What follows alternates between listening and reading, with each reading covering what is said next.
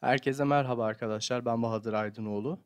Serimizin 3. videosuyla devam ediyoruz. Bu videoda sizlerle birlikte buton ile led yakıp söndüreceğiz. Bunun için öncelikle yeni bir proje oluşturuyorum. Hemen mikro denetleyicimizi seçelim.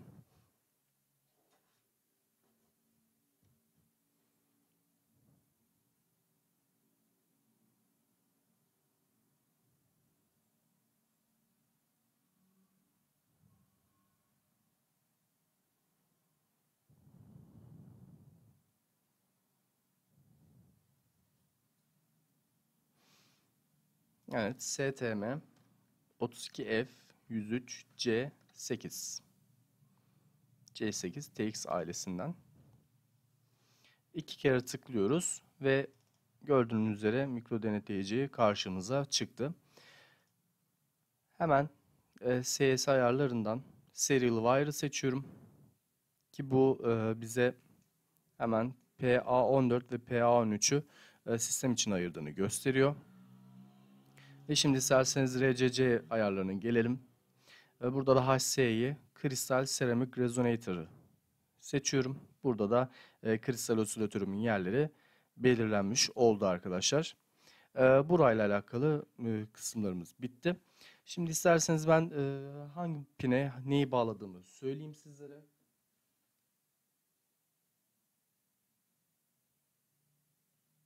A6'ya butonu bağlamışız arkadaşlar. PA6. Hemen PA6'yı bulalım.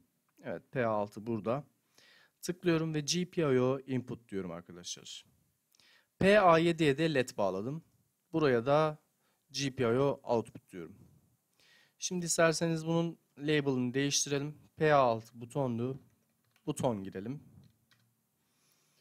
Buna da LED girelim arkadaşlar. Enter user label'dan LED yazıyorum. Şimdi de System View'e geliyorum. Buradan GPIO'ya tıklıyorum. Ve bize seçtiğimiz GPIO ayarlarını yapmamızı istiyor. Şimdi arkadaşlar P6'daki butonu e, pull down direnciyle bağladım. Pull down nedir hemen onu göstermek istiyorum. Mikro denetleyici butonu iki türlü girebilirsiniz. İsterseniz direnci VCC'ye çekip butonu toprağa çekebilirsiniz. Ki bu pull up direnci olmuş olur. R1 burada pull up direnci olmuş olur. Tam tersi şekilde de direnci toprağa çekip butonu VCC'den alırsınız. Ve ortadaki kısmı denetleyiciye girersiniz. Bu da pull down olur. Ben bunu tercih ettim. Pull down'ı genelde de bunu tercih ediyorum. Bu şekilde butona bastığım zaman burası VCC potansiyeline erişecek ve mikro denetleyici bunu Logic 1 olarak algılayacak. Yani Logic 1 olarak algıladığımızda butonun basıldığını görmüş olacağız. Buna göre işlemlerimize devam edeceğiz. Bu yüzden GPIO pull up pull down'ı pull down yapıyorum. PA7'de de output push pull olacak, open drain olmayacak. Pull up pull down ihtiyacımız yok. Low let. Evet.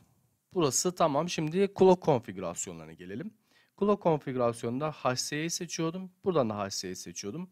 Yani bunu değiştirebilirsiniz. İsterseniz PLL kullanıp 72 MHz'e kadar çıkabilirsiniz. Maksimum mikro denetleyicimizin maksimumu 72 MHz. Ben ama 8 MHz'de kullanacağım. Şu anlık ihtiyacımız yok açıkçası. HC'yi belirlemiştik zaten.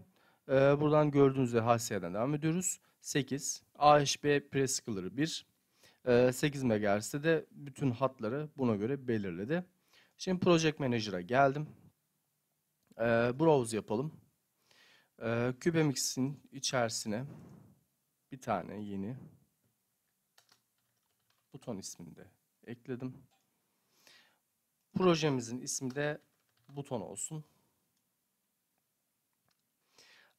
Code Generator'dan Into the Project. Burada da alakalı pek bir şeyimiz yok. Sadece şurada neyi seçeceğiz? MDK ARM V5 yani Microvision 5'i seçiyoruz. Tools'da da şimdilik anlatabileceğim bir şey yok. Ve Generate Code diyorum arkadaşlar. Kod oluşturuluyor.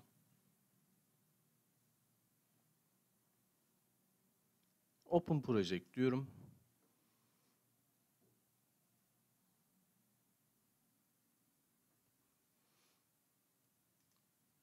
Ve hemen Application User'dan main.c dosyamızı açıyoruz. Dosyamızı oluşturmuş arkadaşlar gördüğünüz üzere. Hemen şuradan GPIO ayarlarına bakalım. Öncelikle LED'i belirtmiştik.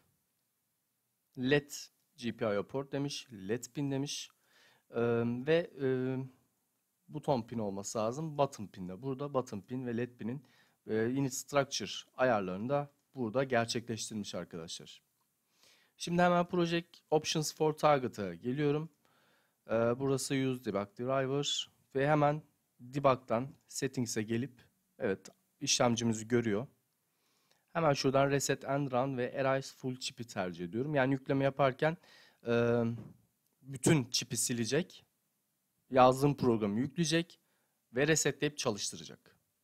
Şayet bunu seçmezseniz reset butonuna basmadığınız müddetçe programınız çalışmaz. OK dedik. Öncelikle bir derleyelim. Daha kodlarımızı yazmadık. Sadece bir derleme yapmak istiyorum ki main hash'ı vesaire dosyaları oluştursun. Evet, main'sinin altında main hash'ı da oluşturdu arkadaşlar. Bakın burada da daha rahat görebiliyorsunuz. GPIO pin 6, button pin ve GPIO A belirtmişiz. Button GPIO port şeklinde. Öbürü de LED pin ve LED pin de GPIO portu, LED GPIO portu GPIO A. Şimdi isterseniz komutlarımıza geçelim. Integer main'in içerisinde while 1'in içerisine begin'in altına yazıyoruz arkadaşlar. Begin ve end 3'ün altına yazıyoruz ki şayet bir güncelleme yaptığımızda değişiklik olmasın bu dosyalarda. Şimdi arkadaşlar öncelikle if komutundan başlamam gerekiyor. Çünkü eğer fonksiyon olacak yani butona eğer basıldıysa LED'i yak şeklinde bir anlayış içerisinde olmamız gerekiyor. If hal GPIO read pin dedim. Şimdi buraya button GPIO port da yazabilirsiniz ama ben GPIO A'ya bağladım zaten. GPIO A dedim ve butonumu tanımladığım isim button pin oldu. Şimdi şunu da kapattık. İsterseniz direkt böyle de yazabilirsiniz. İsterseniz şöyle eşit eşit bir de yapabilirsiniz. Bir yapalım bu sefer. Şayet butona basıldı ise diyorum hal GPIO write pin diyorum GPIO A let pin dedim GPIO pin set. Yani butona basıldıysa LED pini logic 1 yap. Kısaca altına da else diyelim. Şunu aşağıda daha çok seviyorum. Else hal GPIO write pin GPIO A let pin GPIO pin reset. Evet, komutlarımız bu şekilde arkadaşlar. Butona basıldığında LED'i yakacağız. Basılı değilse de LED'i söndüreceğiz. Şimdi isterseniz derleyelim. Tekrar. Evet, sıkıntımız yok. Ve mikro denetleyiciye yükledim şu anda programı. Buton şurada arkadaşlar. Basalım. Evet, LED'in yandığını görüyoruz. Çektim. Bastım. Şu an buton tam olarak düzgün takılı değil. Ama bastığım zaman yanıyor. Evet. Bu bölümün sonuna geldik. İzlediğiniz ve dinlediğiniz için teşekkür ederim. Video serisinin devamının gelmesini istiyorsanız videomu beğenip abone olmayı unutmayın. İzlediğiniz için teşekkür ederim. Hoşça kalın.